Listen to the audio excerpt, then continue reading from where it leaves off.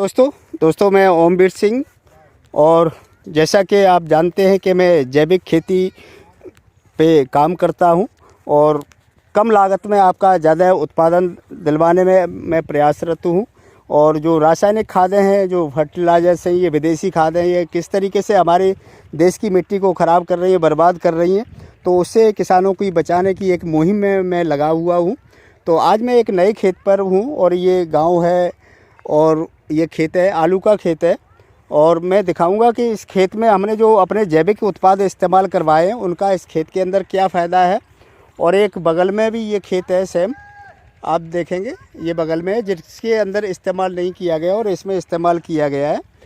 तो हम दिखाएंगे आपको। तो हमारे जो प्रधान जी हैं, मैं उनसे मुलाकात करवाता हूं आप लोगों की, तो वो आपको बताएंगे कि किस तरीके से इस्तेमाल किया और क्या फ़ायदा है। क्योंकि मैं तो प्रत्यक्ष खेत पे जाके किसानों के साथ इसका इंटरव्यू लेता हूं कि भैया आपने इसमें किस तरीके का फ़र्क महसूस किया है, वो कृपया बताएं, जिससे दूसरे किसान भी जागरूक हों और वो भी इन प्रोडक्ट का इस्तेमाल करके जैविक खेती कर सकें और अपनी लागत को आधा करके मुनाफा ज़्यादा डबल कमा सकें। तो इस मुहिम में मैं यहाँ पे आया हूँ। तो कौन सा गाँव है और प्रधान जी हैं, तो मैं डायरेक्ट उनसे परिचय आपका करवाता हूँ। तो नमस्कार सर जी। नमस्कार प्रधान जी। नमस्कार। तो दोस्तों आप हैं और मैं जानना चाहूँगा कि सर आप थोड़ा सा परिचय दें, अपना नाम बताएं और गाँव। मेरा नाम है कृपाल सिंह, पूर्व प्रधान नंगला ऊसर। हाँ, नंगला ऊसर है ये दोस्तों। ये क्या नाम, कौन सा रोड पड़ता है सर? जीटी रोड पे है ये। हाँ, नेशनल हाईवे पे पड़ता है ये, कुराली क्षेत्र में।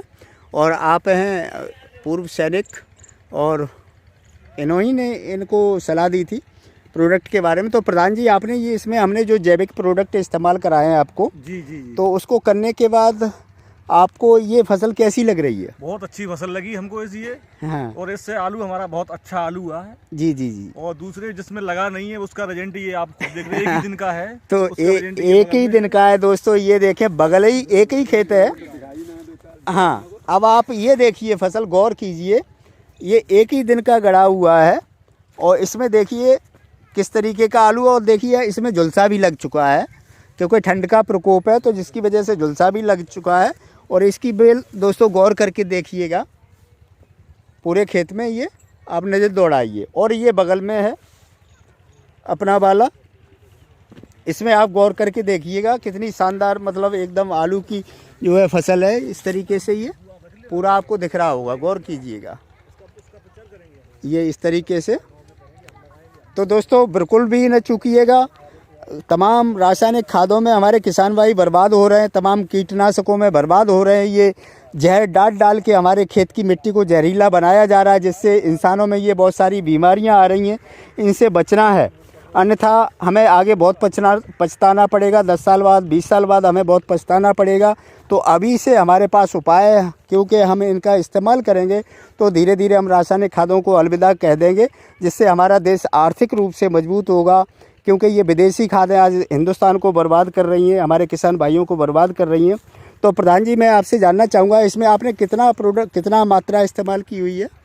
हाँ, मैं एक ढक्कन उसका दोनों लगाए, एक ढक्कन दोनों लगा के आपने स्प्रे कर दिया। एक बार लगाया, 2 बार लगाया सर? एक बार केवल दोस्तों एक बार इस्तेमाल किया गया है।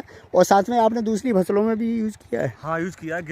गेहूँ में कितने बीघा गेहूँ में आपने इस्तेमाल किया है? केवल 10 बीघा में यूज़ किया है अभी। हाँ, तो गेहूँ का खेत तो दूर है, तो गेहूँ की फसल सर आपको कैसी लगी? गेहूँ की सर फसल बहुत अच्छी फसल है मेरी, बहुत बढ़िया है। इस साल तो सबसे सुपर खेती हुई है हमारी। जी, तो बहुत सुंदर, thank you so much sir. तो मैं आपसे उम्मीद करूंगा कि आप इसी तरीके से ये प्रोडक्ट को इस्तेमाल करते रहें और साथ में लोगों को शेयर करें, क्योंकि जो किसान भाई हैं ना, उनको इसकी जानकारी नहीं है और जानकारी के अभाव में वो तमाम केमिकल फर्टिलाइजर्स डाल रहे हैं और अपनी लागत को बढ़ा रहे हैं। तो यहाँ पे क्या है, सभी तरीके की लागत उनकी आधी हो जाएगी और उत्पादन जो है दुगना होगा और सवाया ड्योड़ा होगा। तो बचत ही बचत होगी, किसान मालामाल होगा, आर्थिक रूप से मजबूत होगा। तो इस तरीके से हम सुरक्षित रह सकते हैं, बीमारियों से बच सकते हैं। तो थैंक यू सो मच, शुक्रिया सर।